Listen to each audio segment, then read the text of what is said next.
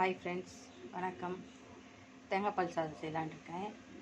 வெங்காயம், பச்சை மிளகாய், கொத்தமல்லி, புதினா, கல்பாசி இலை, பிரிஞ்சி இலை, சோம்பு, பட்டை, லவங்கம், ஏலக்காய் இதெல்லாம் போட்டு தாளிக்கிறோம். இது எண்ணெயும் நெய்யும் விட்டுருக்கேன். இதில் போட்டு தாளிச்சிடலாம். சோம்பு, பட்டை, லவங்கம், ஏலக்காய், பிரிஞ்சி இலை, கல்பாசி இதெல்லாம் போட்டு தாளிப்பு கொடுத்தாச்சு. வெங்காயமும் பச்சை மிளகாயும் போடணும். வெங்காயம் போட்டேன், வதங்கினதும் இஞ்சி பூண்டு பேஸ்ட் போடணும். கொத்தமல்லி, புதினா போடணும். கொத்தமல்லி, புதினா, இஞ்சி பூண்டு பேஸ்ட்.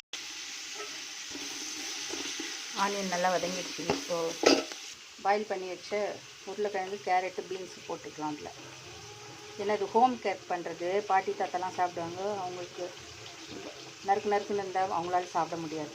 அதனால் வேக வச்சுட்டேன். நான் வெஜிடபிள்ஸ் போட்டேன். இஞ்சி பூண்டு பேஸ்ட் போட்டுடலாம்.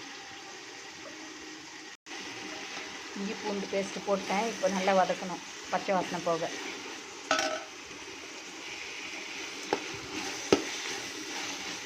புதினா எடுத்து போடணும்.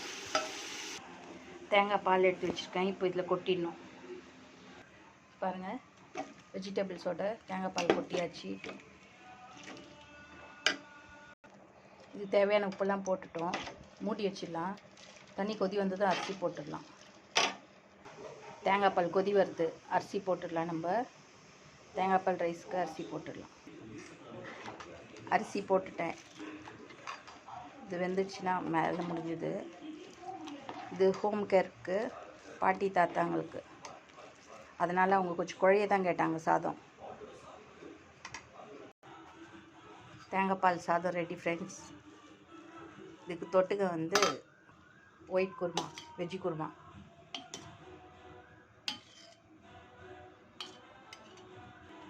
அம்லி கிச்சனில் நான் போடுற வீடியோலாம் உங்களுக்கு பிடிச்சிருந்தா சப்ஸ்கிரைப் பண்ணுங்கள், ஷேர் பண்ணுங்கள், பெல் பட்டன் அமுத்துங்க, கமெண்ட் பண்ணுங்கள். ஓகே, பாய். அடுத்த வீடியோவில் பார்க்கலாம்.